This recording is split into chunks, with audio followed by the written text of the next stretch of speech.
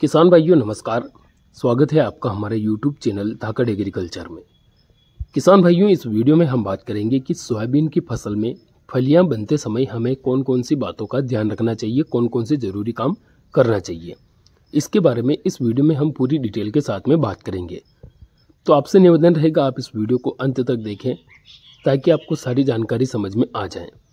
और video start करें उससे पहले किसान भाइयों, अभी तक आपने हमारे यूट्यूब चैनल को सब्सक्राइब नहीं किया है तो नीचे स्क्रीन पर एक सब्सक्राइब का बटन है, उसे दबाकर चैनल को सब्सक्राइब कर लीजिए। साथ ही वीडियो को लाइक और अधिक से अधिक किसान भाइयों तक शेयर जरूर कीजिए। बात करते हैं सोयाबीन की फसल के बारे में। किसान भाइयों, जब हमारी सोयाबीन की फसल में फूलों से फलियां बनने लग जाती हैं तो उस समय पर हमें कुछ मुख्य बातों का ध्यान रखना पड़ता है, जिसमें सबसे पहली चीज़, बहुत सारे किसान भाइयों के खेतों में ऐसी समस्या आती है कि जब फलियां बनती है तो जो फलियां होती है वो ऑटोमेटिक ही नीचे गिरना शुरू हो जाती है।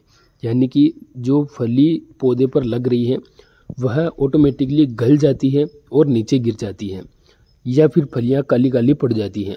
तो यह समस्या किन कारणों से आती है, इसके बारे में बात करें तो इस समस्या के आने का मुख्य कारण होता है फंगस।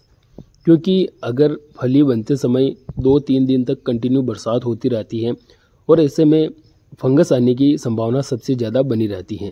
तो अगर आपकी फसल में फलियां बन रही हैं तो आप एक बार अपने खेत पर विजिट कीजिए, वहां पर घूमकर देखिए कि ऐसी समस्या तो नहीं आ रही है।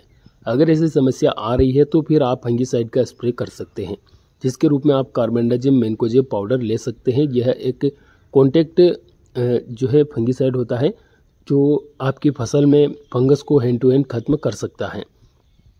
इसके अलावा फलियां बनते समय अगर आपकी फसल में किसी भी प्रकार की इल्ली आपको नज़र आ जाती है तो आपको अपनी फसल में कीटनाशक का स्प्रे जरूर करना है, क्योंकि इल्लियाँ जो होती है मुख्य रूप से फलियों को ज़्यादातर नुकसान पहुंचाती हैं।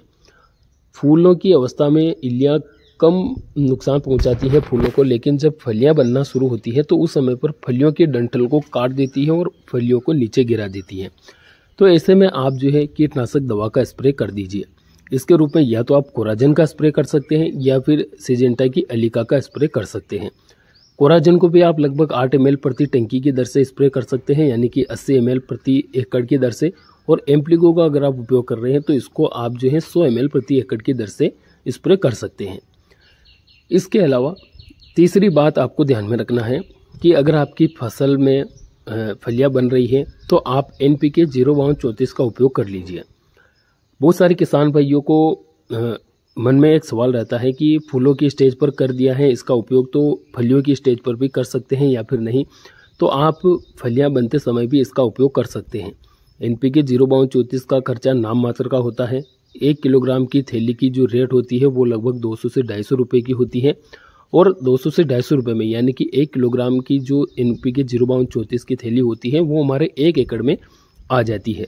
तो आप फलियां बनते समय NPK 0-34 1 किलोग्राम प्रति एकड़ की दर से स्प्रे जरूर कीजिए।